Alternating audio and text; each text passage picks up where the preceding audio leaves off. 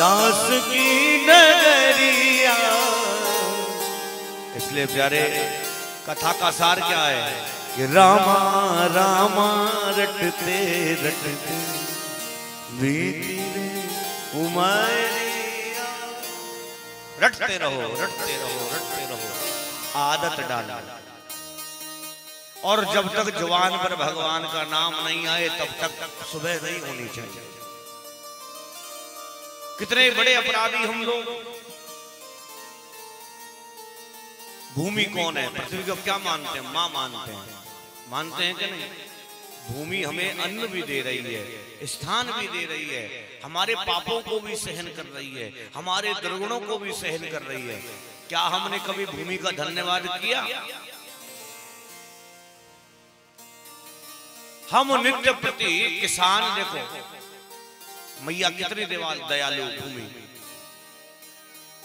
किसान खेती कर रहा है, खेती में दुनिया भर के केमिकल डालता है भाई, उसको फसल चाहिए। पर मैया क्या करती है? उस किसान को अपनी कोख से निकाल करके बढ़िया बढ़िया अन्न भी दे रही है, वस्तुएं भी दे रही है, फल भी दे रही है, सब्जियां भी दे रही है। तो प्यारे, ये केवल मेरे गोविंद की कृपा है।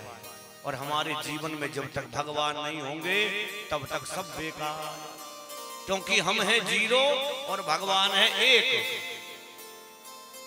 हम हैं जीरो, भगवान है एक। अब मानो जीरो बढ़ने लग जाए, जीरो के आगे एक जीरो और लग गया। पहले एक लगा था, हमारे आगे भगवान लगे। हमने भगवान से करी प्रभु कृपा करो, तो भगवान ने कहा ठीक है भाई, मैं तेरे पीछे खड़ा हूं। भगवान लग गए, एक पहले लग गया, फिर जीरो लग गया। कितना हो गया? 10। अब उस जीरो की वृद्धि होने लगी, धीरे धीरे जीरो बढ़ती चली गई। 10 के आगे एक जीरो लगा 100 हो गई, 100 के आगे एक जीरो लगा 1000 हो गई, 1000 के आगे एक जीरो लगा 10,000 हो गई, एक जीरो और लगा 1 लाख हो गई। ये जीरो बढ़ती चली गई। अब जीरो को अभिमान हो गया कि तू तो बहुत बड़ा, तू बहुत बड़ा। शून्य को अभिमान हो गया, तेरे बगैर तो कुछ नहीं। ये एक की क्या औकात? ये तू नहीं होता तो एक का क्या होता? एक को बोला देखो हमने कितनी बड़ी वृद्धि कर दी तुम्हारी, तुम 10 पर थे, हम करोड़ों में पहुंचा दिए तुमको। एक बोला भैया तेरी महत्वता है, ऐसा करते तू ही बना रहे, हम हट जाते। तू बना रहे, जीरो बना रहे, एक हट जाए, हम हट जाते, तू बना रहे। अब बताओ जीरो की क्या वैल्यू? जो करोड़ों में था वो जीरो में वापस एक क्षण में आ जाता है। साहू को गदा कर दे, गधे को बादशाह कर दे, घटाने और बढ़ाने में इशारा तेरा काफी। हमारे जीवन में एक की बहुत बड़ी महत्वता। एक व्यक्ति अपनी संपत्ति का बंटवारा करके गया, वसीयत लिख गया कि मेरी संपत्ति का आधा हिस्सा बड़े बेटे को मिले, आधे का आधा हिस्सा छोटे बेटे को और चौथाई हिस्सा बेटी को मिले। आदमी तो गया मर और संपत्ति में छोड़ गया 19 ऊंट। कितने? 19। अब 19 ऊंट का बंटवारा करे तो कैसे करे? ऊंट को आधा थोड़ी काटोगे, कोई बंटवारा नहीं बने। सब परिवार में लड़ाई होने लगी। सब लोग बोले पैसे बांट दो, तो नहीं नहीं, जैसा वो कह के गया वैसे ही बांटेंगे। अब तो बहुत ज्यादा कलेश बढ़ गया, पूरे गांव के लोग इकट्ठे हो गए उसके घर में। कोई बात नहीं, इधर उसका एक मित्र था, उसके घर से बाहर होकर के निकल रहा था, वो भी ऊंट चलाता था। उसका एक ऊंट उसके हाथ में था, अपने ऊंट को लिए जा रहा था। उसने पूछा भाई मित्र का घर है, पूछना चाहिए क्या बात हो गई, इतनी भीड़ क्यों लगी है? पता लगा मित्र तो गया मर और उसकी संपत्ति का बंटवारा नहीं हो पा रहा। बोला मित्र था, चलो कोई बात नहीं, इसकी संपत्ति का बंटवारा करवा दिया जाए। अंदर गया, पूछा भाई कैसे कैसे क्या बंटवारा है? कि आधा हिस्सा बड़े बेटे को, उस आधे का आधा हिस्सा छोटे बेटे को और चौथाई हिस्सा बेटी को। तो इसमें कौन सी बड़ी बात है? कहा बड़ी बात क्यों नहीं, 19 ऊंट है, कैसे बांटोगे इनको? का बोला चलो कोई बात नहीं, मित्र है, अपना घाटा मैं सहन कर लूंगा, मैं अपने ऊंट को मिला लेता हूं। एक ऊंट उसके पास था ना, 19 ऊंट में उसने अपना ऊंट मिला दिया। कितने हो गए? 20 में से आधा हिस्सा बड़े बेटे को दे दिया, 10 ऊंट दे दिए बड़े बेटे को कि 10 बचे।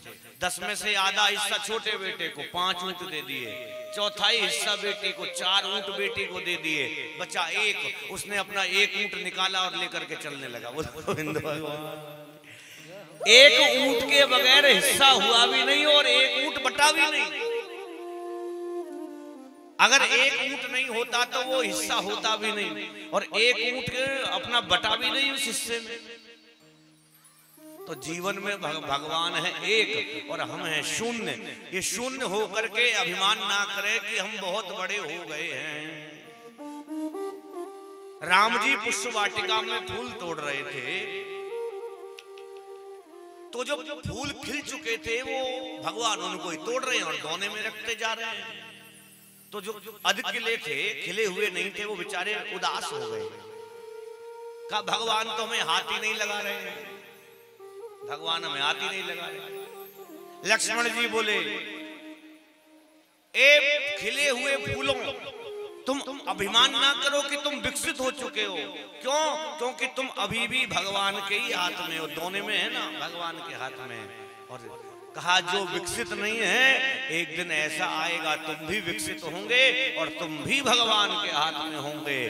तो जिसके पास धन नहीं है ना, चिंता मत करो, सदकर्म करते रहो, भगवान की सेवा में जुड़े रहो, एक ना एक दिन आएगा ये परमात्मा कब सितारा बुलंद कर देगा। घबराने का विषय नहीं है।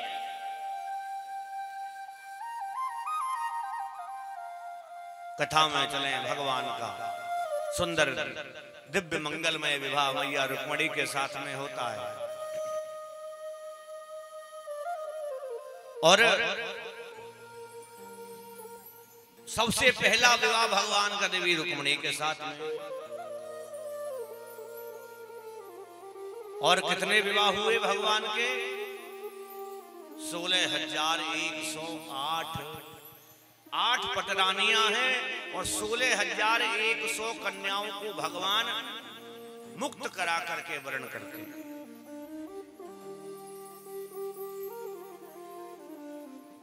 भगवान के विवाह कैसे हुए? सब कहीं ना कहीं फंसने के कारण हुए। क्यों? भगवान की आदत है, जो भगवान को स्वीकार कर ले भगवान उसे अपना बना लेते हैं। ये तो 16,108 तो हम गिनती में करते हैं। मैं तो कहता हूं ये पूरा संसार ही भगवान की पत्नी है। पूरा संसार, चाहे स्त्री हो चाहे पुरुष हो, कोई हो, सब भगवान के हैं। पर विवाह होना कैसा चाहिए? देवी रुक्मणी का विवाह हुआ, द्वारकापुरी वालों ने विवाह कराया। भगवान ने बोला देवी रुक्मणी मैं आपसे प्रसन्न हूं, आपकी सेवा से क्या चाहती हो? वरदान मांगो।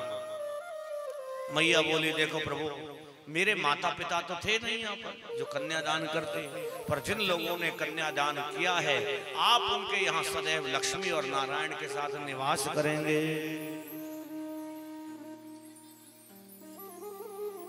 देखो लक्ष्मी की आवश्यकता सबको है। कोई दुनिया में ऐसा नहीं है जो बिना लक्ष्मी के रह सकता हो, परंतु बिना नारायण के लक्ष्मी कभी आती नहीं है। हम लोगों ने अपनी आदत खराब कर ली। दीपावली के दिन पूजन कर रहे हैं और पूजन में क्या करते हैं? लक्ष्मी और गणेश जी का पूजन कर रहे हैं। अब गणेश जी का तो हर जगह पूजन है।